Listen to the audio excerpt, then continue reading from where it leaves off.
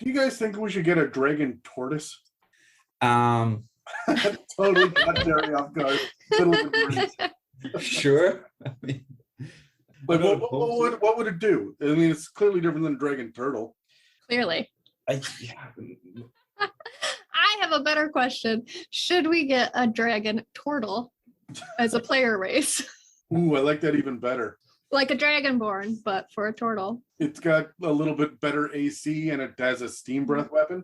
Mm-hmm. I like that. I like that. I don't think a dragon tortoise. I don't need that. Incidentally, have you guys seen the video of that dude that picks up the tortoise thinking he's returning a turtle to the water and he throws the tortoise into a river? Yes, that is a dead tortoise. That'll teach you. Fuck. Hold on. Were the Ninja Turtles Ninja Tortoises then? It does show at some point when they're younger, right? Like in the opening credits, it shows the small turtles. Now I forget if they were tortoises or turtles. No, they have feet in that. They don't have flippers. That's a good point. My whole childhood has been a lie. Yeah. I don't know enough about the differences of the two.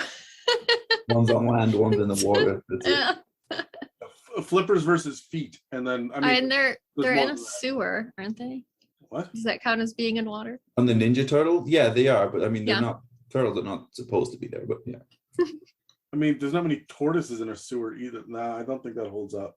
Anyways, that answers my question. Now we need dragon turtles. It's a Mimic, the round table Dungeons & Dragons discussion, where you never know what you're going to get. Welcome to another discussion about dragons in Dungeons & Dragons 5th edition. I am Terry, and with me today are Adam and Pepperina, and this episode is called Fizban's Dragon Turtles Steamy Times on the High Seas. We've previously covered all the chromatic and metallic dragons that you can see in the 5th edition Monster Manual and Fizban's Treasury of Dragons, as well as all sorts of dragon-related creatures and templates. We've done episodes on lore, role-playing, and some of the new updates from Fizban's. You can find all these episodes on Spotify, Apple Podcasts, and dozens of other podcast apps, or you can jump over to YouTube and dig into the entire playlist on dragons that we've built over there. This episode of the It's a Mimic podcast is going to return to one of the creatures we did a deep dive on in episode 128, the Dragon Turtle. We return again to the pages of Fizban's Treasury of Dragons to see what the probably stoned wizard has to say about these gargantuan dragons that live in the oceans. But before we get into it, let's look at what we already know about dragon turtles before this book came out. So I'll take you guys through that. To remind everyone at home, we know that dragon turtles are among the most fearsome creatures of the oceans, that they are large and voracious as the oldest of its land-based dragons are. A dragon turtle strikes with deadly jaws as well as steaming breath and as well as a crushing tail. And a dragon turtle's rough shell is the same dark green color as the deep water where this monster dwells. It also has silver highlights that are lining the shell that resemble the light dancing on the open water. So a surfacing dragon is very hard to perceive until it's very close to you. They mostly live in caves, either beneath the seafloor or along coastal lines or around coral reefs, and they will attack residents of those caves to remove them so that they can instead take over that cave. They're essentially mercenary monsters, so a dragon turtle is smart enough that it can be bribed, and that pirates sailing the seas patrolled by these creatures will quickly learn that if they can offer the dragon turtle something that it wants, they can exchange that for safe passage. They also have elemental might in that dragon turtles sometimes find their way through sunken planar rifts to the elemental plane of water. For me personally, that would be, you know, those portals and those planar rifts are deep in the oceans where most humanoids can't find them. Pepperina, why don't you take us through the stat block for the dragon turtles from the Monster Manual? Right. So a dragon turtle, and this is the adult dragon turtle that they gave us a stat block for, I believe. Yeah. Yes, this is the dragon turtles are unique because their adult is gargantuan as well. So yes, this was the only thing that we got except for one unique bit. Yeah. So they're a gargantuan dragon. They're neutral.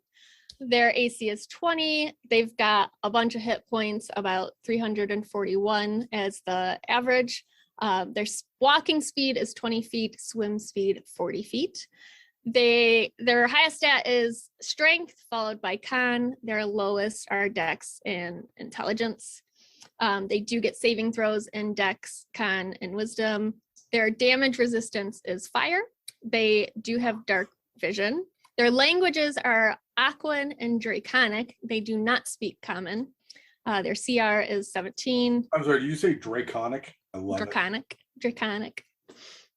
They're amphibious, so they breathe both air and water. They get a multi-attack. They have bite, claw, tail attacks, and a steam breath weapon.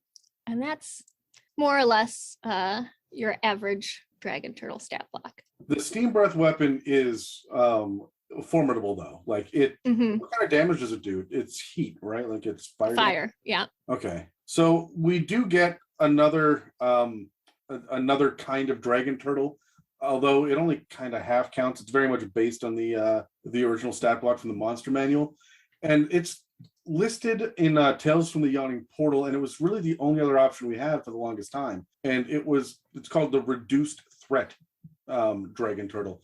Now, Tales from the Yawning Portal, just as a quick breakdown for everybody out there were a number of monsters that they wanted to showcase, but all the adventures are fairly low level. So what happened was the book came up with this new method for giving reduced threat versions of the regular monsters. Sometimes it was really good, sometimes it was not so really good. So going through them really, really quickly, here's the general rules for reduced threat monsters, and we can apply this to the monster manual. Peps, do you still have the stat block in front of you? All right, so here's what we do first. We take half of its normal hit point maximum. So what does it normally have? 341. All right, so that gives us 170 or so hit points. -2 penalty on all attack rolls. What's its main attack roll? It's probably bite, I assume.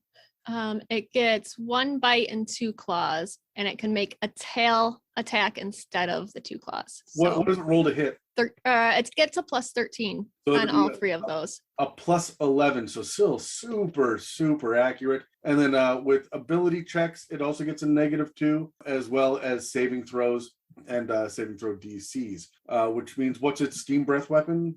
Should have a DC of 18 Constitution. All right, so it would be 16. So that's generally the rule. Also, a reduced threat creature that is based on a creature bigger than large, which is what this is now instead large. So this is how they come up with the idea of kind of a juvenile dragon turtle.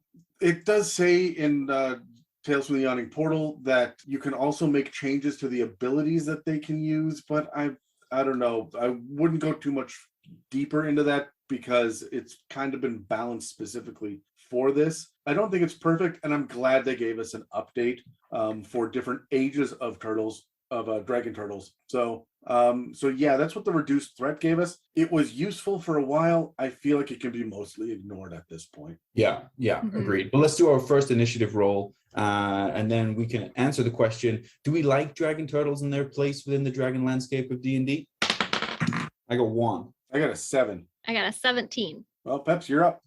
I do like dragon turtles. The more I looked into them and read about them, because I didn't know a bunch. They're not widely used, I feel like, or utilized. I like that they're a neutral version of a dragon. I do wish they were a little more dragon looking. They just look like a giant turtle.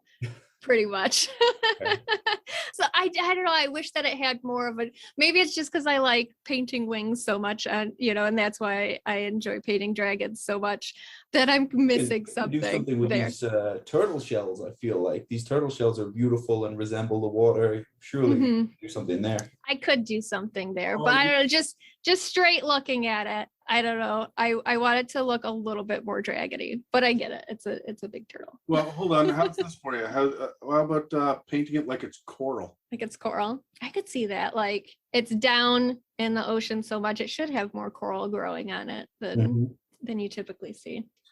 Honestly, I just wanted an underwater dragon. I think that's really cool. After watching Shang-Chi, I thought it was neat that and like the Chinese lore and whatnot, and Asian lore, and so many cool aquatic serpents and stuff that fly without wings. They're just like magical flying creatures. There's no reason that we couldn't have had that in D&D. I like big turtles though too. The idea of you're on an island and the island moves and holy fuck, that's a turtle, right? But we kind of have that with the Zaratan, which is the earth elemental, which is a CR fucking huge, and is super scary. And I feel like they could have split these two, like a super turtle and an aquatic dragon. Mhm. But at this point, I'm on my third edition of Dungeons and Dragons. Personally, I came up through 3.5, fourth, and now this. So Dragon Turtles are a classic, right? Mhm. So I'm perfectly fine with them, and I have used them in my own campaigns with relative success too. Anytime that I need a big bad aquatic monster, I rely on a Dragon Turtle before I'll go to one of the elementals or anything else. I really like them and they're smart, which surprises everybody. Mhm. Yeah, I like them because I think in a way they're the most mysterious of the dragons. You know, we don't, yeah, red dragon, volcano, we got it. Green dragon, forest, we get it. But, you know, the depths of the ocean are so unexplored. And it's likely that, you know, the adventurers know very little about what's down there. They don't know too much about their lairs or all of the creatures and the regional effects that will happen beneath the ocean. So I like them because they're very mysterious in a way. And you get a whole lot of role play opportunities out of them because they're neutral. Yeah, Mhm. that's right. They are very mercenary, like that's the thing there for number one. But every time that you run into them, that's not true. Most of the time that you run into them in the written modules that Wizards has published, they're usually being taken advantage of by evil people, right? So you can just help them and get a dragon turtle on your side, or bribe them and get past them, and both are equally okay as far as tactics go. Mhm. So it's nice to not have an immediate ally or villain just because you're dealing with dragony shit. Right. Okay, well, let's get into the lore then a little bit of Dragon Turtles. I want to highlight Fizban's quote immediately here because, you know, if Fizban is a representation of Bahamut, then this is particularly interesting and speaks to the mystery of Dragon Turtles. The quote is, "I know I didn't make Dragon Turtles, and Tiamat swears she didn't either. So where did they come from? More importantly, why?" I do really like that quote when I read it. Well, hold on. Does that mean that I'm trying to remember what their name was? Remember we talked about in the Elegy of the First World at the very beginning of the Fizban's episodes we started doing. We talked about Sardior, who was the firstborn of dragonkind and labored alongside Bahamut and Tiamat, shaping dragons and shit, and then just disappeared, genderless, strangely like mysterious in the lore, and then all of a sudden just disappeared. So maybe he or she or they made dragon turtles, maybe. Which speaks of the neutrality. Yeah, and Yeah. Sardior could have disappeared under the ocean, which is where neither Bahamut or Tiamat go. All fair points. Okay, so let's look a little deeper into the lore then. So dragon turtles are mighty creatures whose inherent magic is linked with the oceans on the material plane. The dragon turtle, which is presented in the monster manual, is that of a typical adult, as we've already been through, which means it would be at least a century old and is expected to be boasting a valuable hoard. An ancient dragon turtle is considered to be a mythic creature akin to a great worm, such as a chromatic great worm, combining the power of multiple echoes from across the worlds and the material plane. Ancient dragon turtles might sleep for years or even decades as they're floating along the surface of the ocean, enjoying the warmth of the sun and letting the vegetation take roots and begin to grow on their shells. And it can make them appear like islands. Even if an enemy wears down the dragon turtle's defenses, magical storms will still manifest to shield the dragon turtle against a strike from its foes. So when it comes to creating a dragon turtle, let's look at some of the personality traits and the ideals from the suggested tables here. 2 personality trait examples could be that I like to show visitors the vastness of my domain so they appreciate how insignificant they are. And I swim alongside ships sailing through my domain just out of arrow range so they know that I'm watching. For me, that's very much a show of force. For 2 ideals, that of endurance. So we who dwell beneath the waves can weather all storms. I love that because it kind of suggests that whatever's going on in the depths of the ocean that we don't know about must be much more threatening than what something we consider to be threatening on the surface. Second ideal is that of preservation. I am the ocean steward, tending reefs and the waters to ensure that they remain unspoiled. Okay, let's look at some of the spell casting then. So the first suggested spell from Fizban's for a young dragon turtle with a DC of 13 is Fog Cloud. As an adult, they can add control water. As an ancient, they can add control weather. That's really powerful because when you are going to be up against them, you are on boats or on docks. Yeah. Mhm. You're never really fighting these guys on land. You may be standing on the shore, but then control water is just like, no, fuck you, you're in the water now. Mm-hmm. And if you were a dragon turtle, wouldn't you just control the weather every single day? Right? Yeah, Yeah. absolutely. I think you would always have it, to your preference. So for some dragon turtle adventure hooks, then let's look at 2. So a curious dragon turtle swam upriver from the sea and is now stuck beneath the bridge on a major trade route, terrifying travelers. Or the sea around a wizard's tower is too stormy for ships to sail through, but a resident dragon turtle might be convinced to ferry the characters across. That's really on brand. I like that. That's Mhm. So hold on. These are all tables that you're rolling randomly on in Fizbans, right? That's right, yeah. So we're going to look at connected creatures in more detail. So let's just do 2 for the adult age here. So shambling mounds grow like an infestation on an adult dragon turtle shell and spread wherever the dragon turtle travels. I love that because I don't think I would have put that together in my own mind. So that's great for me. An adult dragon turtle hunts an aquatic purple worm that has been hollowing out the reef where the dragon turtle dwells. Again, I probably wouldn't have thought of that. So I'm happy with those 2 as well. I have a question. Sure. Did they say an aquatic purple worm? Yes. Fuck me. That I would not have thought about that. Yeah, that is a sea snake like I had not thought of. That's yeah. That my DM boner is going off on that one. Your DM boner. Okay, let's look at some of the layers then. So dragon turtles make their lairs in underwater caves and coral reefs. Most such lairs are situated deep beneath the waves' ocean floor. Though some dragon turtles prefer coastal lairs where there's easier access to settlements that they can trade with. It'll kind of depend on the dragon turtles' sort of preferences and what they have going on in their own life. There's different parts of the lair to consider. So the shelf floor, which is the sandy beaches or represent the ocean floor at a depth of 100 feet, and this is coated in a soft layer of sediment. The coral reef, the reef hollow behind the coral reef where the dragon turtle's tunnels or caves may be, and then the coral shelf.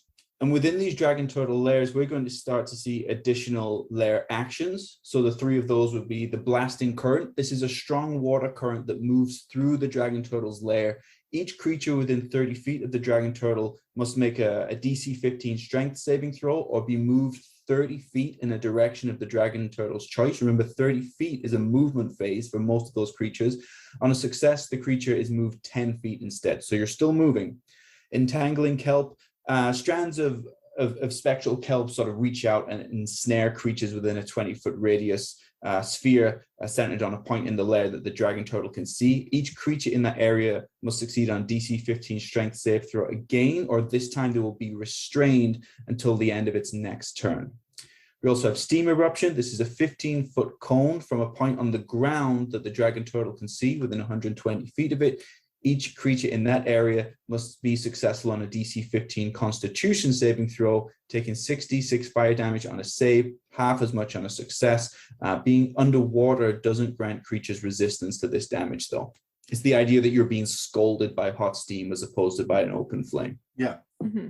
So for regional effects, we have diverting currents. So underwater currents push unwanted visitors away from the lair. So while swimming within these currents, each foot of movement costs 1 extra foot, even if a creature has a swimming speed. There are elemental portals. So hold on. I gotta ask. So blasting current, the lair action pulls you in, diverting currents push you out. So it's hard to get there, and then all of a sudden the waters shift and you can't get out.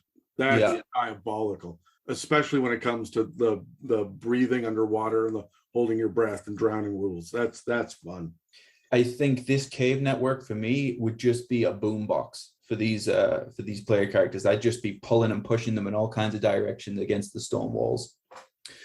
Elemental portals. So we'll see elemental portals within 1 mile of the dragon turtle's lair, from 2 key portals to the elemental plane of water, allowing creatures of elemental water into the world to dwell nearby. We also have hot water, which would mean geothermal vents heat the water within 6 miles of the dragon turtle's lair to 100 degrees Fahrenheit.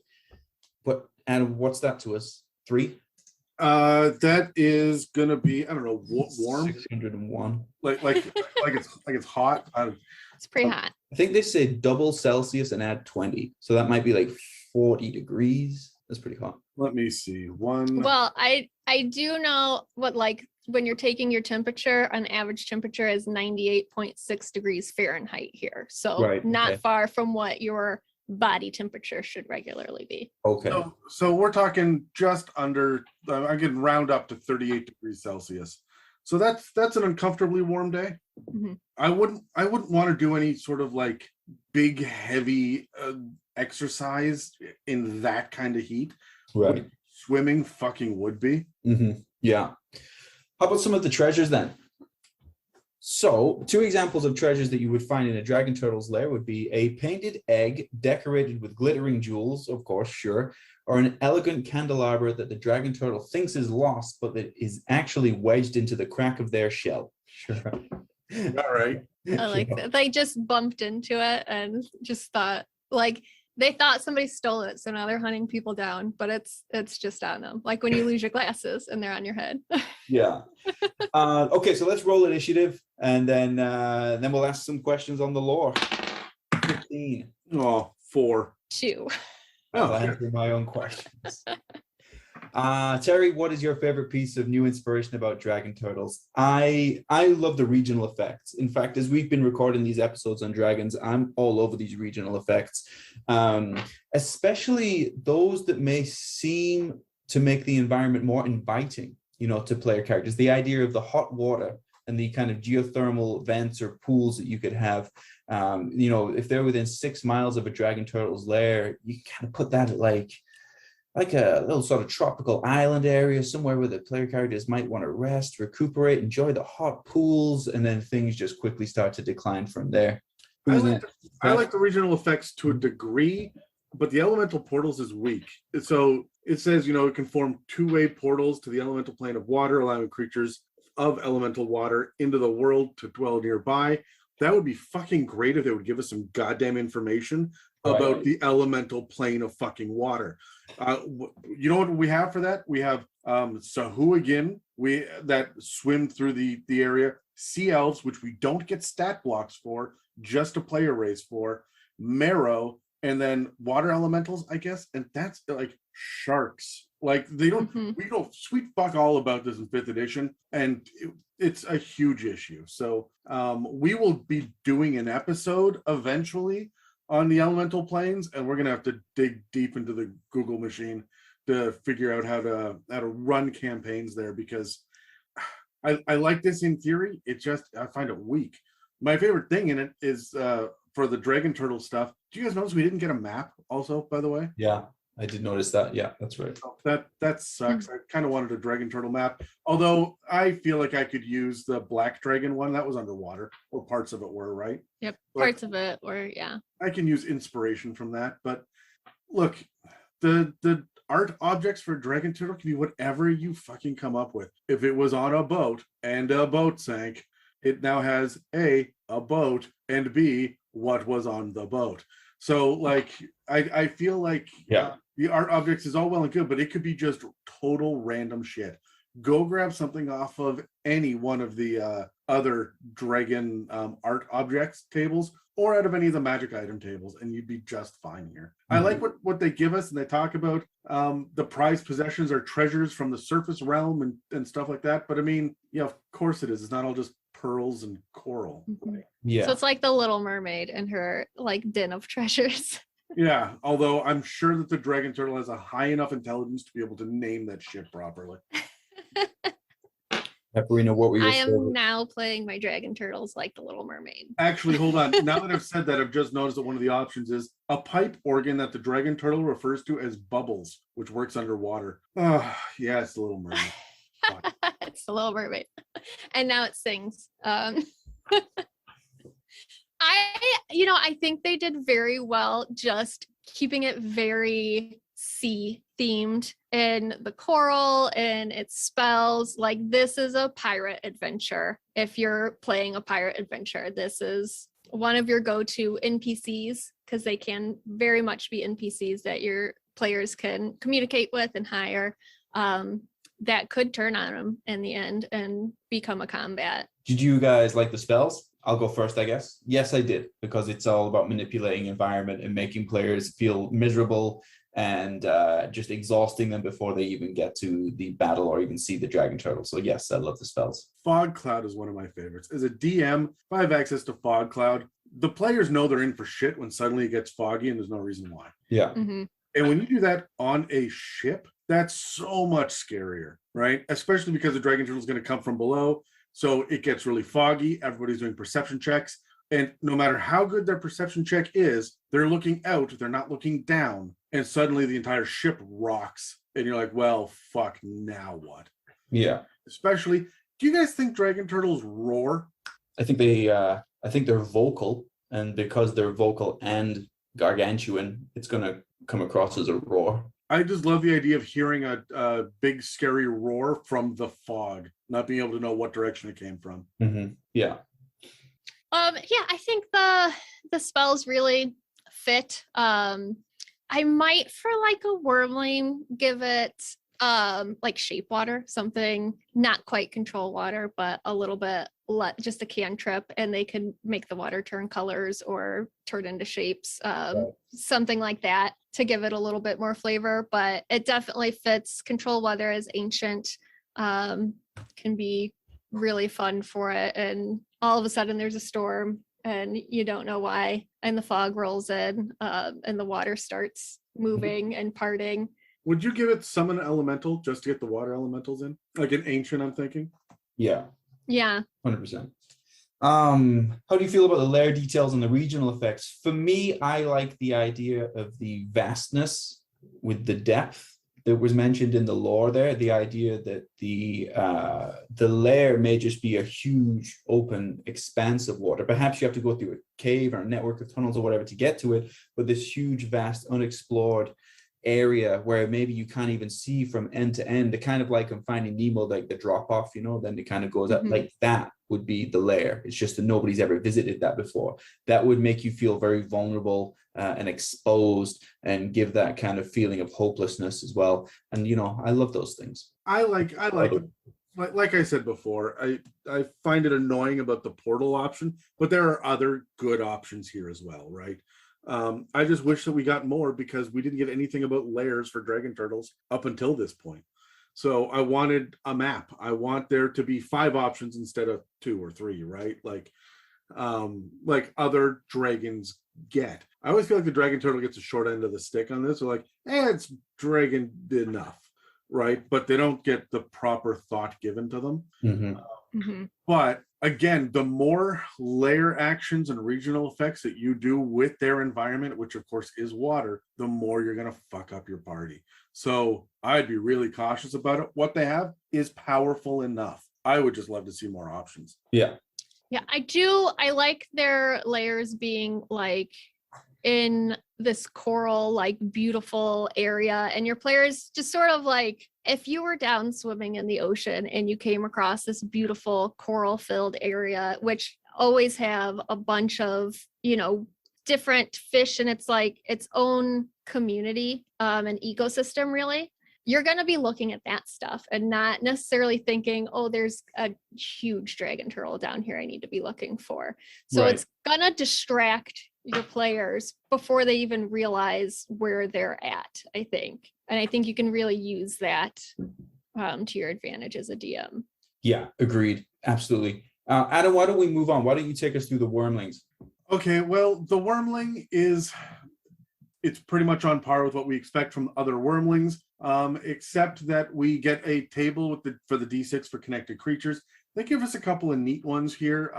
There's the sea hag has promised treasure to a dragon turtle Wyrmling if the Wyrmling brings the hag, quote unquote, visitors by capsizing fishing boats. This is what I meant before, but how we often see the dragon turtle end up with getting fooled by other creatures. That's kind of on par for what we've seen. But I also like the one where a dragon turtle Wyrmling lairs in a geyser inhabited by the only other steamy creature that I could find in the monster manual, which is steam mephits. And I like that the dragon turtle believes that these creatures are dragon turtle spirits. and the Mephits would lean into that.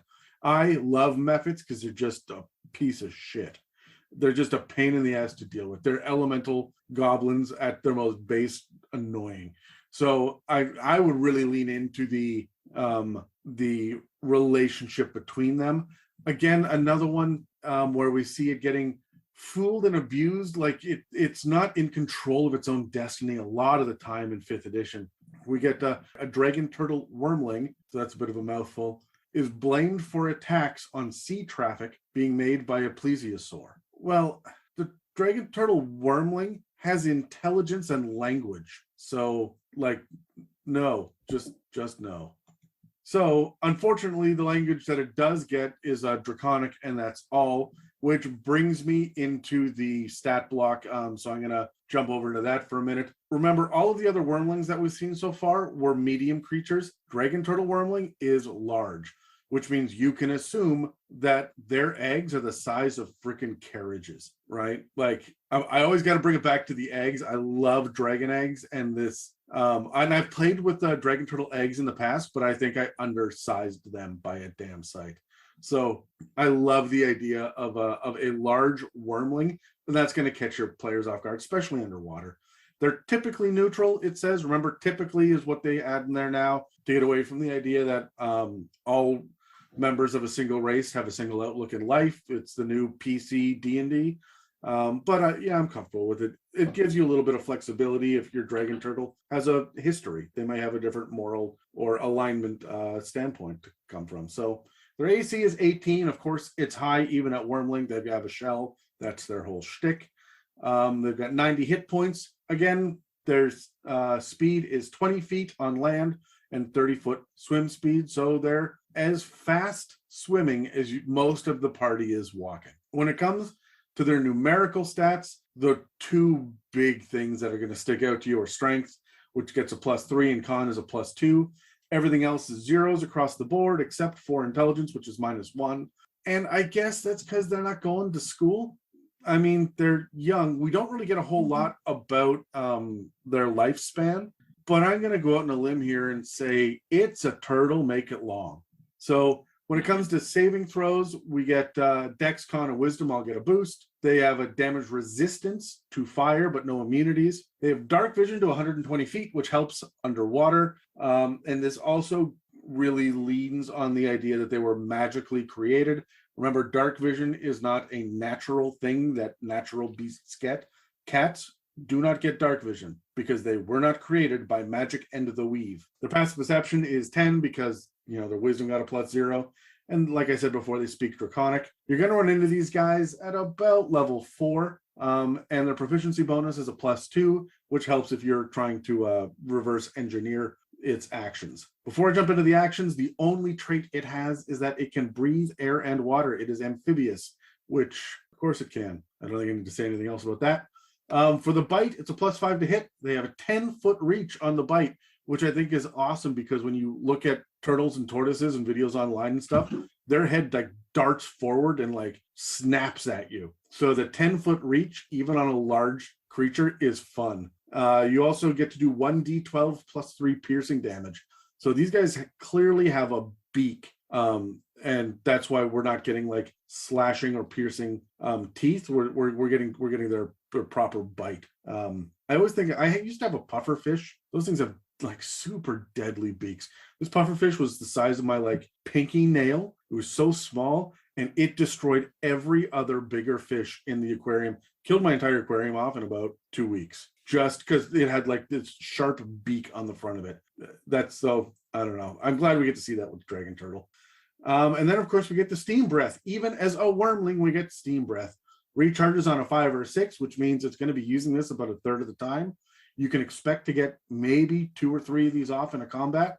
And also I would expect that you can swim away, let it recharge, and then come on back for more. The Dragon Turtle exhales scalding steam in a 15-foot cone. So it's not very far, but it does suck. Each creature in the area has to make a dex save or take 5d6 fire damage, which is nuts at level 4. You do take half as much damage on a successful save, but being underwater does not grant resistance against this damage. much like we saw with the adult. So I like that this is not quite as beefy. It scales down nicely, but it's still really scary when you think about the environment you're going to run into this thing. And also, it's a wyrmling, and you know that they lay clutches of eggs, right? So there'll be more than one. Yeah, absolutely. Okay, well, why don't we roll initiative, and then we'll talk about inspirations for each of the 3 pillars of the game. So let's roll. I rolled a 4 again. 16. Did you? I got 12. Okay. Let's do combat encounters first, Pepperina. Combat encounters. I don't know that you're doing a ton of combat with a wyrmling. I mean, you could if you have a lower level party that wants to fight a dragon, and you can't put like an adult dragon turtle in front of them and expect them to do that. But I would use them more for social encounters and for exploration personally than combat myself.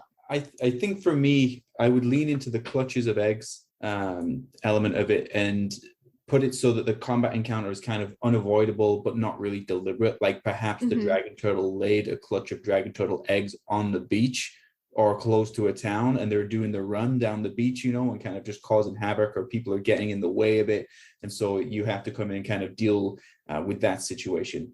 Yeah, there's going to be a number of them, so it's the action economy you need to think about, as well as like the urgency and the environment and where these combat encounters would take place. But I think you could make some good combat encounters by just kind of exaggerating things that we know about turtles and their babies anyway. The tactics that I see for combat, just by looking at the stat block, we have a really high AC for the challenge rating. We have a really high swim speed compared to what your players are going to bring to the table. And you've got a decent amount of hit points and this steam breath. This creature is going to hit and run, and it's not going to swim too far away. It's going to want to be able to be within 90 feet so it can dash one turn and then get in, breath weapon, and get out again, right? There's a lot of opportunity to harass the party with that steam breath, because if it recharges every 3 rounds, that means within 20 seconds, it can do it again. So your guys are going to be blowing their Cure Wounds spell slots, and they're only level 4. They don't have a whole lot of those. So this could be actually a deadly encounter, especially if you're dealing with underwater. But I mean, it's large. I don't see this as being like knee-deep water unless you are defending a town, like Terry was talking about that scenario. For the most part, I think they're going to want to stay submerged. They're going to want to sink your ship. And that's one thing about it that I like, is I think that they're going to be doing damage to the bottom, the hull of the ship. They're going to want to sink it. So you are not sitting there protecting your hit points. You're protecting your spell slots and trying to get this thing to fuck off. What about exploration encounters, Pepperina? For exploration encounters, I think I would lean definitely into exploring more of the ocean and where it lives. Like, I don't know, I guess this would be the only instance I could see it being on land, like you had said, it if you catch them hatching before they go in. That would be, I think, the only reason you would find a dragon turtle on land. I don't see them coming out very often, so you could play around with that a little bit, and why they're on land. Is this where they come all the time to lay their eggs? Does the town know about it and like prepare for it when it comes? But you could then even use them to find where the parents are. If you're trying to locate the bigger ones, you could use these to follow out into the ocean and figure out where they go after they hatch. Yeah, absolutely. Exploration encounters is tough. I think it would be more, I guess I would kind of try and use them to raise moral questions. Like, we know that you should, like, turtles in real life are kind of endangered and we shouldn't really mess with them. So I would use like the dragon turtle wyrmlings to cause absolute havoc in the area, and then see how long that kind of code of ethics holds up. At what point do we start going, okay, turtles, don't touch them. Dragon turtles, fucking kill them, because they're destroying everything. So we kind of use the exploration pillar to flesh out how much damage these things are causing in the area. When I look at the exploration, I look at their spells. They have fog, cloud, and control weather, right? Which means that they're naturally suited to hiding. We get that from the fact that their shells blend in with the waves and whatnot, and they like to be way down in the darkness as well. So they tend to be a strike and disappear over and over again, which means if they're not able to cast fog cloud, they're probably looking for misty shores to lay their eggs. There's going to be a wetness and a dampness to the land area that they would be a part of. I can picture these guys in lagoons and small bays, as opposed to being on like a sandy peninsula in the middle of the day where there are people sunbathing, right? So more of a damp, dank kind of place for them until they grow up and can control the fog themselves. So if I was going to have adventurers hunt down the dragon turtle wyrmlings that are wreaking havoc, start over there in that little section off to the side where there's consistently fog, and it's going to be hard to see the steam in the fog as well, right? So that gives you a little bit of an advantage with the steam breath if you can get in a couple of sneak attacks. Okay, what about social encounters, Pepperina? I would lean into the idea that they're being used by other things, especially as a wyrmling. They're not, I mean, they're strong, but they're more easily captured by the big evil. And I would think they're looking for help to get out of that more. So maybe they approach your party asking for help to get out of the bad situation that they found themselves in. So like almost a quest giver. I need your help defeating this thing that I could be free from it. Like the pirates keep making me sink ships, and I don't want to do that because I feel bad. But they treat me bad, but like I don't know how to get out of this. Yeah. Yeah, sure. I think I would lean into the nature of dragon turtles, but then understand that with wyrmlings comes a lower level of intelligence. And so I would kind of do these like long-term goals I would kind of put onto the short term. So we know that dragon turtles as adults will be bribed and they have things that they would kind of seek. And I think I would do that in the short term for a wyrmling, for in the same way that I can short-term bribe my dog to go where I want it to go with like treats or something, that you will have to lean into that bribing nature of a wyrmling to get it to do things, you know, in the short term that you want it to do. So I would kind of try and craft a puzzle around that for wyrmlings. Honestly, when it comes to wyrmlings, I look at the fact that they only speak Draconic. Their intelligence is got a negative modifier, but it's not super low. But their wisdom has got a 0 modifier. I don't think turtles are great parents in reality, and dragons are hit and miss. So I'm going to assume that a dragon turtle wyrmling doesn't have parental units helping them out. So they're sitting there eating people on rowboats, and you go to stop them, and they're like, why? And if you don't have someone in the party that can speak Draconic, and I know, look, most people do. That is one of the 3 languages that people take after Common. You get Common in one other language, great. It's Draconic or Elvish or like Abyssal sometimes, right? Or Infernal for the freaking warlocks. But so Draconic is common, but if you end up with a party without it, then you can have them try to explain morality through a translator and then come back and deal with the dragon to write down exactly the words that they say, walk away as a DM and say, this is how I'm going to choose to misinterpret it. So this is an issue in 4 more levels. Right. Yeah. Mm-hmm. I love that. Hold on 1 second. Okay, here we go.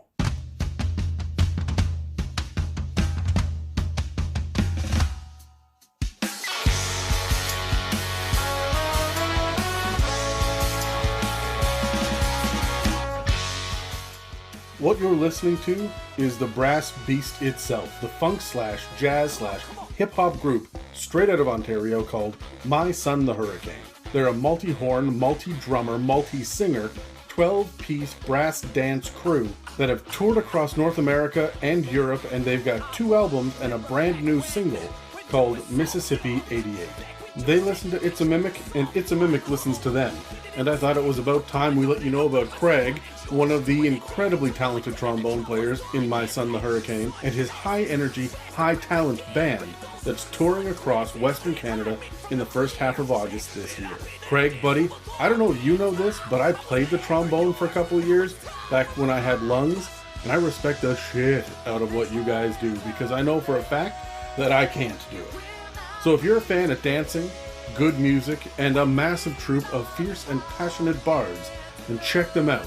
Between August 3rd and August 8th, they'll be all over Banff, Medicine Hat, Calgary, and Edmonton, and more. And between August 9th and August 14th, they'll be crawling through the BC interior and up Vancouver Island, stopping in the likes of Golden, Kelowna, Victoria, and Tofino, among others. You can check the show notes for links to their website and YouTube page, as well as their touring schedules, including the venues that they're going to be blowing up. And if you're in the Lower Mainland and have a bit of patience, then you can join me and a couple of other DMs on this show as we catch them at the Commodore downtown Vancouver on October 1st. Again, check the show notes for more details and set aside a date to catch My Son the Hurricane live, and or support them with social media likes, views, follows, and downloads. Let's get back to the show.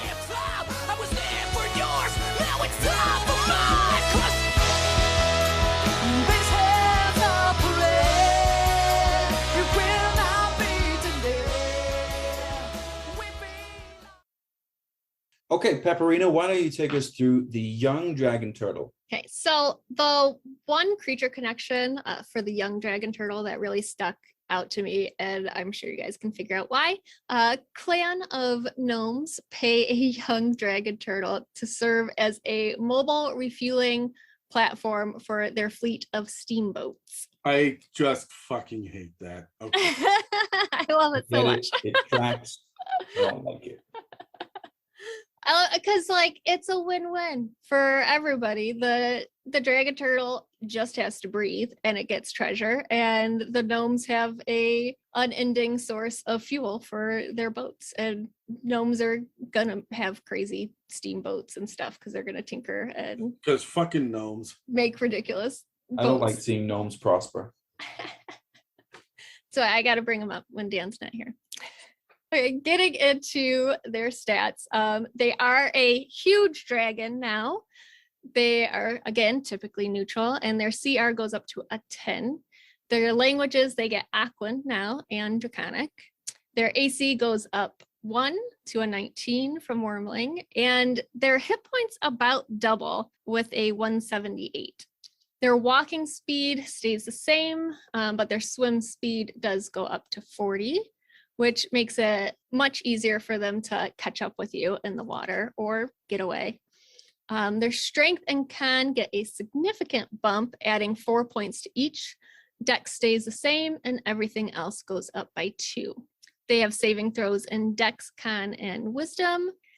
They still have a resistance to just fire, and they're, of course, still amphibious. At this point, they get a multi-attack with 1 bite and 2 claw attacks. Their bite attack is a +9 to hit, a 10-foot reach. It does 1d12 plus 5 piercing damage, plus 1d12 lightning damage. This is the first time that we're seeing the addition of lightning damage to their bite attack. It was not on the regular adult one that we got in the monster manual, which I thought was an interesting addition.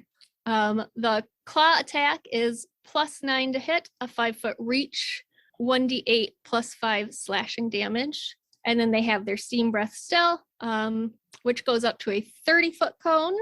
And each creature in the area must make a DC 16 dex save with 12d6 fire damage or half on a save. And of course does not give any resistances being underwater. Beautiful. Okay, why don't we roll initiative again, and let's go through those 3 pillars for the young dragon turtle. 16. I got a 15, damn it. I got a 7. 7, I'll go first myself. Okay, inspiration for combat encounters. I think now that the young dragon turtle is getting larger, intelligence has increased a little bit, they are starting to realize dominance in the seas, I imagine, or certainly that they can feel some level of supremacy. They're still young, so I would imagine that they may still have some siblings around. There may still be 2 or 3 of them operating together, and so they're much more of a threat. But in asserting that dominance, I think that they would be perhaps still quite clumsy. Maybe they haven't made the deals with the nearby settlements yet, or they haven't properly established themselves. And so the way that I would kind of treat them in combat would still be quite clumsy. They would probably realize that they will be fighting people on ships, but couldn't necessarily take that ship down at this point. So I would have different tactics. I would probably try and grapple people that are on the boats or kind of floating around in the water, grapple them and then take them down to try and split the party. And then, you know, so they have a few rounds to even get back to the surface after the combat is completed. Even if they kill the dragon turtle, they may still die. So I'd probably use a technique such as that. It's interesting because I think you're right. I said before, the Wyrmlings are probably trying to attack ships, but I see them just like snipping at rudders, right, and pulling oars away from rowers and whatnot. So when it comes to them being young, I think they're able to do some damage if given time. Mm-hmm. But their steam breath is now doubled, which means they can hit the people on the deck. And that's a big deal. They're not waiting for you to come down into the water. If they're in it for the combat, they have claws that can do it now. And they're going to be trying to get as many people as possible with that steam breath over and over and over again, while they systematically work at taking out the hull. So my order of combat is going to be the hull gets attacked round 1, I steam breath round 2, and then I attack the hull from underwater over and over and over again until that steam breath recharges, and then I hit it where I can get the most targets in that 30-foot cone. This becomes extra deadly when you think about what Terry said, with 2 or 3 at a time. There's always at least one steam breath ready to go. Yeah, I think at a young dragon turtle age, I would be using them as sort of starting to make their connections and pairing with other things in the ocean. They're not yet the biggest, so they still need to make these partnerships. So I would have them being sort of bodyguards at some point, like they're hired hands for the bigger, badder thing. So you're going to come across them if you're looking for a treasure or a buried thing or a sunken ship that has, you know, whatever that your party needs. They're going to be the one protecting it for the wizard that doesn't want you to have it, or, you know, for whatever evil thing is hiring them for. So I think that's when I would have my party come across them in a combat situation, is like because they're on a job. Yeah. Well, I'm trying to think of them now as minions, and the Wyrmling is not great for that, but a young dragon turtle could be a minion. But can you think about, like, all right, so I'm thinking about ogres and the fact that they've got all of these siege weapons attached to them. Now I want you to imagine a Sahuagin, just skirmisher of some sort, on the back of one of these young dragon turtles with a cannon strapped to it. That is one of the creature connections, is that they can be a mount for Sahuagins. So that's a lot of fun when you think about siege weapons on these young dragon turtles, especially firing in, like, you're fighting submarines now. Mm-hmm. Yeah. Okay, let's move on to exploration encounters. I just got inspired by something Adam said, where he was talking about the young dragon turtle snipping at the rudders, pulling oars away from the player characters. And, you know, it made me think of, you could start off with some sort of combat encounter, right? Like a raid, like some Sahuagin raiders or some pirates or something using dragon turtles. And maybe even that enemy kind of flees or you win that combat. But then it's what happens after that. Now that the ship is damaged, now that you do not have those oars anymore, now that the weather is changing and the storm is coming in. So then that becomes an exploration encounter after that. There's no rest after this combat. You still need to do the skill test to deal with this storm and this sinking ship, you know, as the huge waves are coming overboard, and you can kind of come up with all kind of creative ways on how this becomes a puzzle and an exploration encounter in itself, based off the delayed effective damage from these dragon turtles. So I'm thinking about what you said with the idea of having to do skill challenges and whatnot afterwards, or making checks and dealing with the environment after the combat. And now I'm thinking about having to deal with it before and during the combat as well. So I'm thinking about Finding Nemo, and those turtles were just like amazing. But think about the young dragon turtles. They're young. They're going to be impulsive. These are juvenile, right? So imagine the big choppy waves and them, like, not surfing the waves necessarily, but playing in what would be super deadly for ships and whatnot. And as your players are rolling to keep their characters on the deck or constitution from not getting seasickness and shit, there are dragon turtle young dragon turtles flipping around in the water and blowing steam up into the air. And like, it could almost be like a pod of dolphins, right? But it's young dragon turtles all around. And if nobody speaks Aquan or Draconic, they're just there putting on a display for the weird land creatures. Yeah, I like the idea of them like just immobilizing your boat, and you being stranded there and then leaving, and then you're just stuck in the ocean, really. And it's figuring out like how to get to a safe place, how to get, maybe there's a deserted island, or even they push you towards that and are just like, there you go, bye. Yeah. And and you're just like, your party trying to figure out, can we fix this boat? Do we have anything here? Is there a place we can find for safety? What do you do when you're stuck in the middle of the ocean? It is a good technique for DMs to use to regain control of a campaign when players begin to play and they go off the rails and somehow they got themselves a pirate ship and now I can't stop them. They're getting too overpowered. These dragon turtles, to immobilize that ship, it's not that you're railroading them necessarily, it's just you're reducing the amount of predicted outcomes from here. Okay, they're stuck in the ocean. I imagine that either they're going to try and go down, they're going to try and communicate with somebody, or you've now limited their options without taking away their agency. So it is a good method for DMs to regain control, I think. And I don't think that they would be crazy far out into the ocean where they would just be screwed and die, outright. Like they have no options. I feel like a young dragon turtle would still be somewhat closer to a shore or an island or something like that. It hasn't quite made it out to the absolute middle of nowhere where it takes you a month to get anywhere. Mm-hmm. So your players still have that sort of chance to make it somewhere. You could lean into that as well as a final thought here, to be like, before you set off on this journey, this perilous journey across these famously stormy waters, an NPC will say to you, when you're getting close to the shore because the dragon turtle will be there. And you're like, well, okay, well, great. So I know when I'm getting to the end of the perilous journey because I'm temporarily even more screwed than 10 minutes ago. Okay, sure.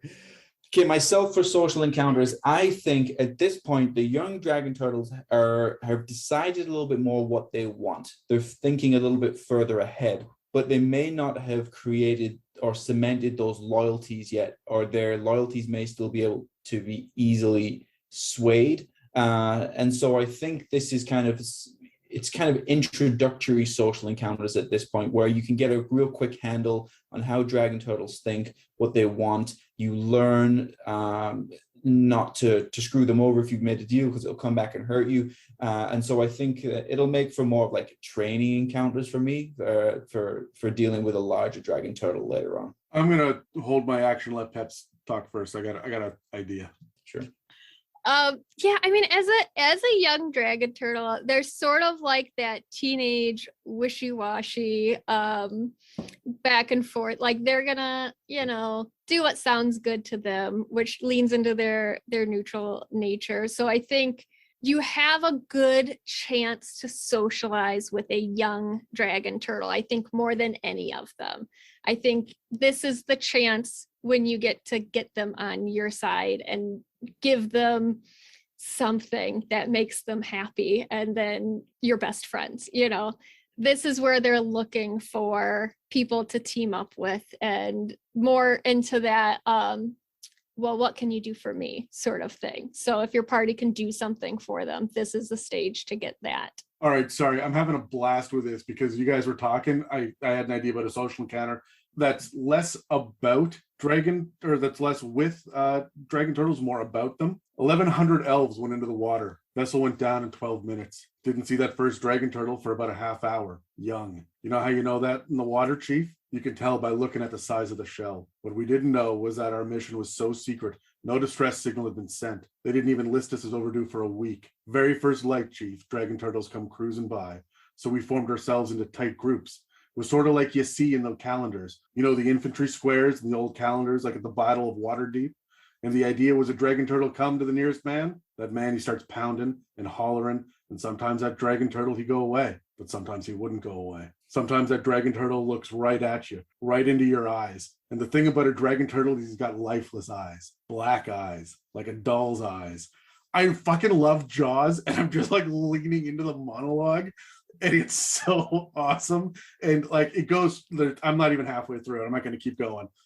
But that is so great to be talking to a sea elf with like one arm in the tavern in like Salt Marsh, talking about the dragon turtles that came and like took down his warship. I fucking love it. Anyway, there's my social encounter. And young dragon turtles would swarm like that too, I think.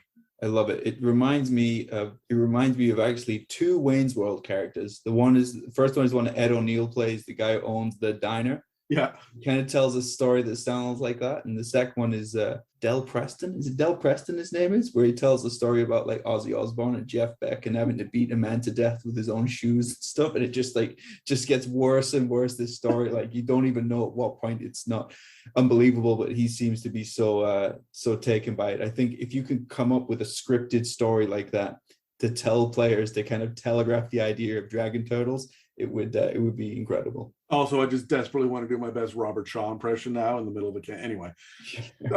If you have used monologues and shit like this, let us know. You can reach out to us on Instagram, Facebook, and r/itsAmimic on Reddit, or you can flip us an email at info@itsamimic.com. We're always interested in getting more mailbag questions. We've pulled Pepperina off mailbag questions, which means you guys can't see it through the Zoom call, but she just like scowled at me. But what that means is that you can you have more room to ask your questions, and they'll be answered more frequently because we're not inundated by Pep's questions. You can also, if you want to help the podcast, but you don't have a whole lot of financial shit to buy stuff from our store or go hit the donate button on the website, you can just give us positive reviews or share word of the podcast on social media or by word of mouth. Make TikTok videos. I don't know a thing about TikTok. That's the video one, right? Yeah, Okay. That's the one. So yeah, do that. Tell everyone on your OnlyFans account all about It's a Minute, and we will come and watch and support you back. We'll make Dan do that. Anyway, dragon turtles. Okay, let's touch on ancient dragon turtles then. I want to touch on a couple of examples of ancient dragon turtle creature connections first. The first one being an ancient dragon turtle serves as a counsel to an Empyrean court, tempering the celestials' passions with the dragon turtle's endless patience. Sure. Or an ancient dragon turtle is responsible for ensuring that a kraken is never woken from its slumber. And I love that because what appears to be the biggest threat is actually preventing the larger threat from being awakened. And of course, players, I would never figure this out. We would never figure this out. We're incredibly arrogant. We're like, I'm going to put this thing to bed for sure. They come up with all these ways to kill this dragon turtle. And in the end, that's what was stopping you from dying in the first place. Okay, let's take a look at the stat blocks then for the ancient. There we go. So an ancient dragon turtle is still gargantuan in size. It has a much higher armor class now at 22. Average hit points, we're going to see a 409, and their swim speed is up to 60 feet now. Even their walking speed is 30 feet. So even on land, they may well still catch you. Dexterity is still their lowest stat at 12. From there, it starts to scale up to, we see strength and con as the two highest at 28 and 29 respectively. At this point, they get the trait of Blessing of the Sea. This recharges after a short or a long rest. So if the dragon turtle would be reduced to 0 hit points, its current hit points, instead the total resets to 350 hit points, it recharges its steam breath. Additionally, the dragon turtle can now use the options of the mythic actions I'll touch on in a second. It has 3 legendary resistances per day. So that means if the dragon turtle fails a saving throw, it can choose to succeed instead. And it has an unusual nature in that the dragon turtle does not require food or drink. Still has its claw attack, still has its tail attack. Steam breath is now a 90-foot cone with a DC 24 constitution saving throw. Average damage of 67 for that. That's 15 D8 for fire damage on a failed save. We have legendary actions for an ancient dragon turtle. It can attack as a legendary action. It makes 1 claw or tail attack. It can move up to its regular movement speed. It has a boiling aura. We have an aura here, Adam. The dragon turtle radiates intense heat until the start of the dragon's next turn. Whenever a creature starts its turn within 20 feet of the dragon turtle, that creature must succeed on DC 24 Constitution saving throw or take 40 fire damage. Being underwater does not grant resistance against this damage. As a mythic action, if the Dragon Turtle's Blessing of the Sea trait has activated in the last hour, it can use the options below as legendary actions. One is a bite attack, and one is the Armor of Storms. This costs 2 actions. Lightning temporarily surrounds the Dragon Turtle, and it gains 40 temporary hit points until the start of its next turn. Until all these temporary hit points are gone, any creature that touches the Dragon Turtle or hits it with a melee attack takes 26 lightning damage. Cool. I know. So let's compare this to the regular adult stats, which I do have on this side. So a lot has changed really as we go up. We start to see legendary actions. We have that awakening phase. We have mythic actions added to it. These stats have bumped up a little bit, but arguably there is a big difference here. So why don't we roll initiative and then let's touch on those 3 pillars again. I just wanted to ask, do they have the same condition immunities and damage immunities? Oh, let me check. No, they change. Yeah, that's right. This is the first time we see immunities and not resistances. Okay. And they have cold now instead, and not just fire. That's right.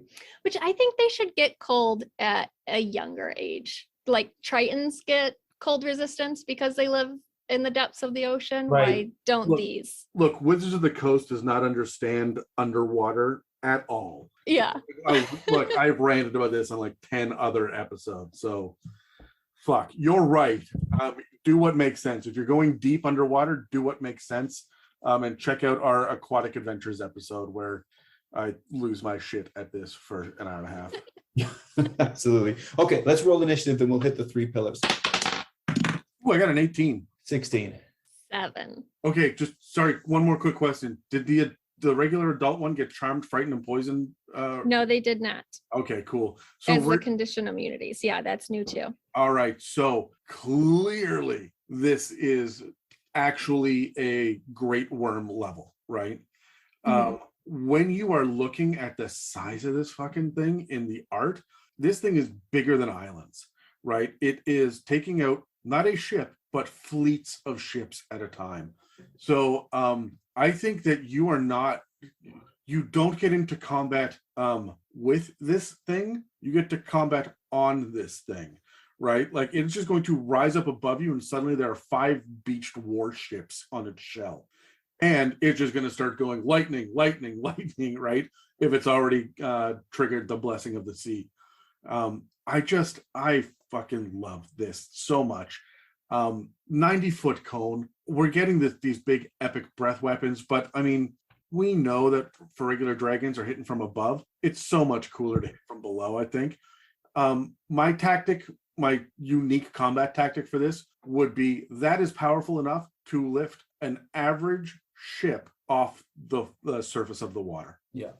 That's where I'm good. Like you get hit with that. It's the dragon turtle is 10 feet below the ship and just blasts it up 80 feet into the air and then drops it, right? And that ship will now sink. Bodies in the water, people screaming, shit's going crazy, right? And now it's on to the next one. And again, recharges on a 5 or 6. This is big. And an ancient dragon turtle smart enough to know, I can wait.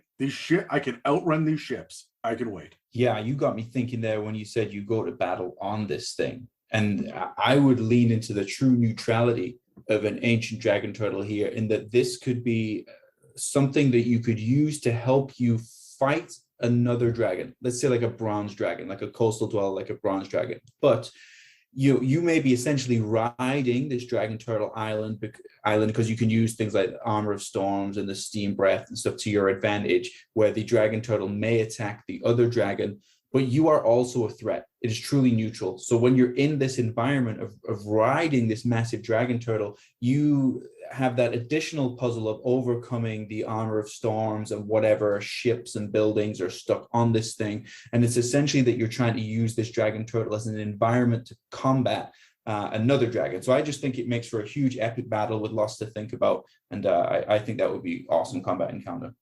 I mean, if you're fighting one of these, if you come across one of these, you're pretty high level. So I like the fleet of ships. Like it's not just your newer party on one pirate ship.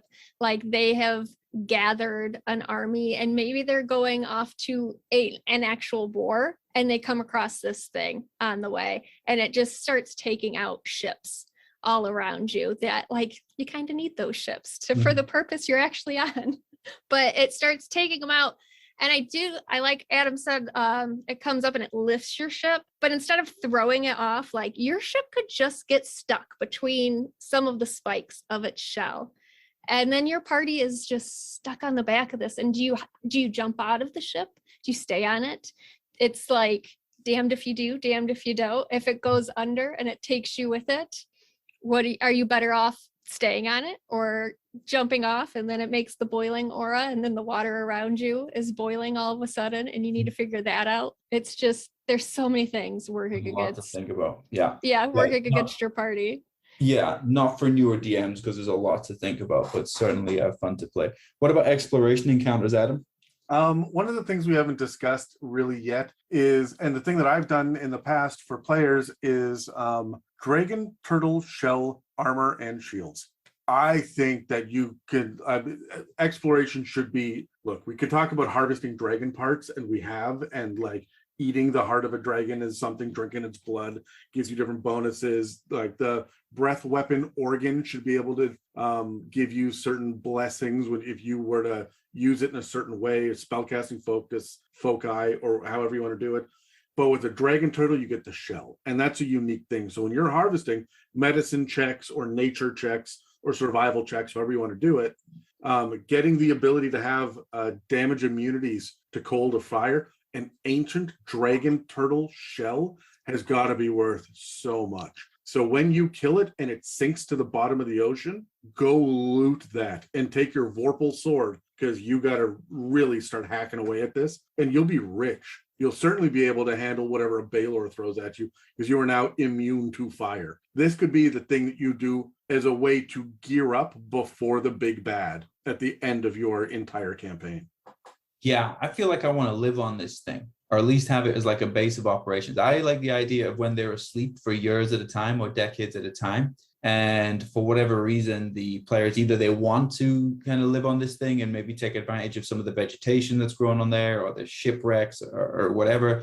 But, while one or two louder conversations is not going to be enough to awake the dragon turtle, everybody talking and everybody moving around as they normally would might well be. So this idea of you also need to stay quiet. So even in combat, if when you're thinking about all of the chaos and stuff that comes with combat, that may be part of the puzzle, and that may be enough to awaken the dragon turtle. And so an exploration pillar in that you can live on it, but you cannot wake it up, and the challenges that go along with that. I love that. You think the paladin has to take his freaking armor off just so that he can pass his stealth checks, just so that the fucking island doesn't roll over. Yeah. I also like the idea of them like sleeping for so long that like, does stuff grow on their shells? Like if they're sleeping for so long, does coral start growing on that? Do they become their own coral reef ecosystem? I think they would. Yeah. Yeah, and then it becomes a mobile ecosystem that goes throughout the ocean and wherever it goes. And does that have any weird effects on the rest of the area where it shows up at? Is it introducing new things that weren't there before? So I would lead into that. Like what happens when it sleeps for so long? What grows on it? What changes about it? Can it be used in the ocean for anything else, or does it mess up? I also like the idea that it's just floating around for centuries, right? And then it wakes up and it doesn't know where it is. Like your first encounter with an ancient dragon turtle is it comes up to the nearest civilization or ship and says, "Where am I? I just woke up." Yeah. What year is it? Yeah. Yeah. Right. So what about social encounters then? Good segue. So I've got many thoughts. I'm just going to list 3 monsters out of the monster manual, and you guys can fill in the blanks here without even saying anything. Anybody listening knows immediately where I'm going with this. The first one is Kuatoa. It's either on the back of this thing or worshiping it because it will come back at some point, right? Kuatoa, and that can be funny as fuck. 2, shadow dragon turtle. Ooh. And 3, Dracolich for a dragon turtle. And now all of your aquatic shit is also undead shit. So those are the first things that came to my mind. But my favorite piece of like weird lore is it's turtles all the way down. Reality, the world exists on the back of a cosmic turtle. And if you peer over the edge of its shell, it is perched on top of a slightly larger cosmic turtle. And it's just turtles all the way down. So reality is a stack of turtles. That is not an original Adam by any means, but I think it's neat that dragon turtles, they're more powerful than the average dragon, simply based on their naming convention, because they're getting mythic actions and shit like an great worm does, but they're still only ancient level, which means there's a great worm level of dragon. What happens next? Right? Their Wyrmling is already akin to a young dragon, right? So they are inherently more powerful from the beginning, which means the long view, when you were talking to a dragon turtle, if you speak Aquan or Draconic, they're thinking much bigger than any other creature in the world, except for maybe a lich or a god, right? They're going to be able to see the big picture. It's not like I've watched this city rise and fall, entire civilizations. I remember a time before dwarves, and there's kind of loosely in the background of the lore, it says in the Forgotten Realms anyway, way back before humans existed, the lizard folk and the Yuan-Ti ruled, and both of those civilizations fell. And the Yuan-Ti, of course, are desperate to rebuild their gods, and go listen to the Yuan-Ti episodes. But the dragon turtles might still be alive and remember that shit, right? They may have been there. They may be a result of twisted magic from the Yuan-Ti. Like, you can go really big picture. And do these things have dragon sight? Can they perceive the multiverse? It doesn't say anywhere. No, yeah. No, it says they have true sight, but does not say dragon sight. But it doesn't list it in any Their stat block, senses, yeah. right? It's just listed as part of the lore for all dragons can do this. I assume that includes dragon turtles, which means maybe it is turtles all the way down. Maybe they are just like, God, talk to an ancient dragon turtle about how to skip over to Eberron, right? Like, they will know a way to get to the next reality. I just think it just blows it wide open, especially because they're neutral. Because good and evil is a construct. I existed before that, right? And that's crazy to me, that they legitimately do not care about anything that you have to offer. Mm-hmm. I think for me, it's this neutrality part is the bit that I would really like to play into, because as this dragon turtle ages, you can still take advantage of that and essentially make them an ally to you, as you can convince anything that's neutral to side with you in this instance. But the prerequisites for that, or the price to pay for that, is going to scale. Like, how can you continue to be useful to me on this ancient dragon turtle scale? How can you continue to give me what I want so that I align with what you need right now? Because it can be campaign changing if you can't continue to keep up with those demands. And this dragon turtle essentially switches to the opposite side. It will change everything with something that is the opposite to your alignment. You know, your evil big bad, right? You know what to expect from them. They're most likely always going to be your enemy. That's the whole point of while we're playing this game. So there's stress there, but for a different reason. You know where you stand with that person. With a neutral NPC or neutral creature, it can change in a second. And I think it could be very, very stressful to keep this dragon turtle happy, knowing that the requirements are harder and harder to meet, and it will change everything if you fail to do that. Especially because, great, you killed the red dragon. Now kill the gold one. Exactly. Yeah, I would use them as like the wise old turtle, like persona, you know, like they're gonna talk slowly, they're gonna talk in riddles, and you're never gonna really know what it wants from you, but you have to do your best to guess at it and figure it out. It becomes its own puzzle for your party, just trying to figure out what it wants from you so it doesn't kill you. Because again, you can get on its side. It's going to be a lot harder at an ancient stage, because there's not going to be a ton your party can offer it that it doesn't already have and can't get for itself. So it's figuring that out is the biggest puzzle. What can we possibly give this thing or do for this thing that isn't going to get us killed and will please it enough to let us pass through? I'm thinking about the idea with these guys of Treebeard from Lord of the Rings. Mhm. He's got Mhm. a lot of really good quotes, like side, I am on nobody's side because nobody is on my side. And it not only is he neutral for the majority of it, but he has that, like, he's always talking about you're too hasty. I like your idea, Pepperina, of being like slowing it down. But I mean, what he says, I think in Return of the King, never is too long a word, even for me. And just seeing that kind of like old timey wisdom is fun. Like he forgets words. He forgets the word hill at one point in the books, right?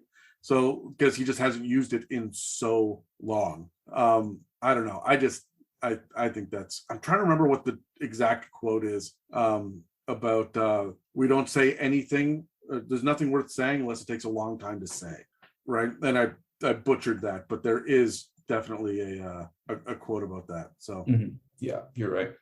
Any final thoughts? dragon turtles are underused. They're Agreed. underutilized. Mhm. And they should be. We've spoken in the past about red versus gold dragons or blue versus silver, and we always have that kind of equating one to the next. I feel like we have a force of nature that is not literally an elemental, but that can be an ally against the Kraken. We have potentially a very stressful, high level end of campaign good guy against the Leviathan and the Kraken and some of this other crazy aquatic shit out there, right? So we're just not using them enough in our campaigns. Well, when we Yeah. get to that level. I think you should lean more into the social with these guys. I mean, yeah, you can fight them, but like Megan always says, talk to your kobolds, talk to your dragon turtles, because there's something you can do for it, for sure. There's something you can figure out that you can do for this guy that does not have to be combat. Agreed. All right, well, that wraps up this episode on Fizban's updates to Dragon Turtles, but we're not even close to being done with dragons, so subscribe or follow and check back regularly to see what inspirations and insights we'll have for you in the future. The next time we circle back to dragons, we'll be digging into one of the newest kinds of dragons in 5th edition. Thanks for listening to another episode of the It's a Mimic podcast. If you'd like to support us, we have a donate button on our website, www.itsamimic.com, as well as a store for some awesome merch. We also rely on word of mouth to get news of the podcast out there to the community. Please pass the word to everyone you know that we're available on iTunes, Spotify, and YouTube, as well as most podcast apps. Thanks again for listening to It's a Mimic, where you never know what you're going to get. This has been an It's a Mimic production. Inquiries, requests, and questions for our mailbags can be sent to info@itsamimic.com. It has become very clear to me that this cast of people have very strong opinions about food items. Clearly, yes. So my question is, this is how I gauge if I can be friends with somebody. What do you dip your chicken nuggets in? What do I dip my chicken nuggets in? Yes, what do you dip? There is one wrong answer, and if you say that, we can no longer be friends. No, there's one correct answer. This No. is Canada. It's maple syrup is what we dip our chicken nuggets in. The tears of my foes. Yeah, or the Like cheers that. of our foes. Clearly. Mine's not far off from maple syrup, I guess. It's honey. I dip my chicken nuggets in honey. That's close enough to like honey mustard. You get a pass on that. That is the one wrong answer, is honey mustard. Why is that wrong? I have very strong feelings against honey mustard because when you like to dip your chicken nuggets in honey, you go and you ask for that at a drive-through, and they, half the time give you honey mustard, and it pisses me off because honey mustard is disgusting. It's not the same thing. I didn't say mustard at all. I said honey. It's completely different. Don't Probably give me that confusing to them shit. because you're asking for ridiculous things. Then why do they have honey That's like cups going- if you don't dip your nuggets in it? That's like going, yeah, can I get some oil to dip these in? And then they bring you like vegetable oil. And you're like, no, I meant motor oil. the person at the drive-thru would be like, well, either one's ridiculous. So, I But was they about to have help you honey make a syrup. cups for that purpose, for dipping. Yeah, but do they, or is it They for do. adding to your tea? No, why would it be in a cup and not a squeeze pouch? Because it's too thick for a squeeze pouch. I'm No. guessing on this. I don't know. Look, I have my own rage against pumpkin spice nonsense.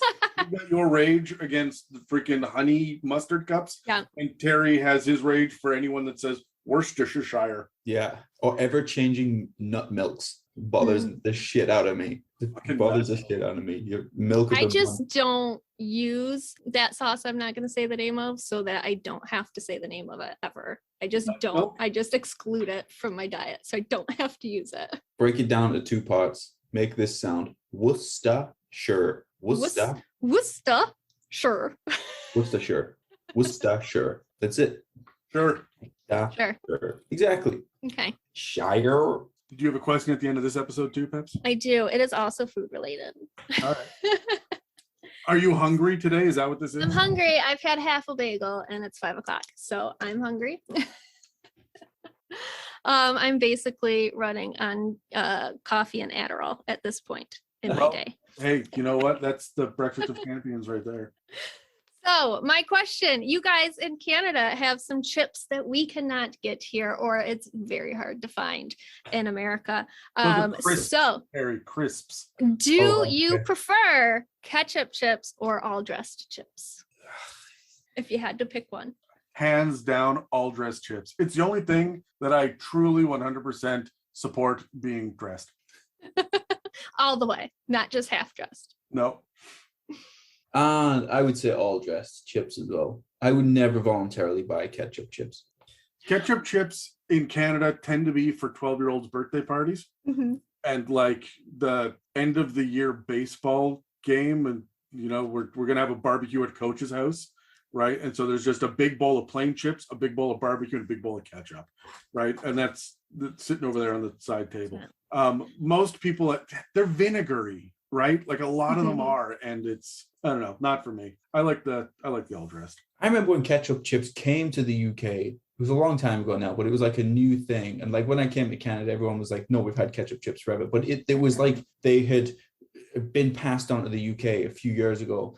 And our flavors are like typically cheese and onion, prawn cocktail. We have like Branston pickle flavor. There's like lamb and mint. There's like weird shit like that, right? Which I now consider weird. It used to be normal. And then when ketchup came along, it was like instantly rejected. Like people were just like, well, that's a condiment. Where's the flavor? Where's the beef or the cheese or there's something? So they I'm not sure how they're doing now. I'm out of the loop in the UK, but they were rejected for a little while. It's weird. I've only had ketchup chips once before. We had a friend from Canada come down and smuggle them across the border for us. Smuggle them across. Every time I go down to see Mieka, I always take a family-sized bag of ketchup chips and a family-sized bag of all dressed. And I give them to her brothers, and her brothers are like, they will take it and swirl it. Like they will just leave the room because they do not want to share them with anybody else. And then sit there and you can hear them arguing about pass this. No. I'll give you one of these for 2 of those. And like they make a big freaking deal about it. It's hilarious. So I don't know. The stuff that I'm just most excited about these days is, as far as chips going, is we're getting weird like Asian inspired ones. Have you been to 7-Eleven recently, Terry? We've got tomato and chicken flavored. And I'm like, what the shit is that? And then I ate it and I'm like, it is. I'm not sure I love it, but it is. Right? Like, and they've got some just Lay's has mad scientists working for them. Yeah. Yeah. Pringles has some interesting ones too. There's like rotisserie chicken Pringles. I'm like, why does anybody need that? Because baked chicken was no good. Like, I don't know. Why is it it's specifically rotisserie chicken. Fuck. Yeah. I'm just disappointed that we don't have enough different flavors of popcorn up here. We did for a while get all dressed chips pretty regularly in the store, and there was like a leaf out of it. It's like Canada's favorite chip is what it said on it. And I did not let anybody else in my house have any of them. I also squirreled them away and didn't tell anybody for a while that I got. And finally I let my husband try them after like 8 bags. They're so good. I was also really proud of myself for changing the Battle of Waterloo to the Battle of Waterdeep, and I don't know if anybody got that. I didn't notice. Excellent. You guys all If you- missed that. We said the newest kind of dragon, and Pepperina's eyebrows were like shot with. What's next? More dragons. Thanks for listening. Bye.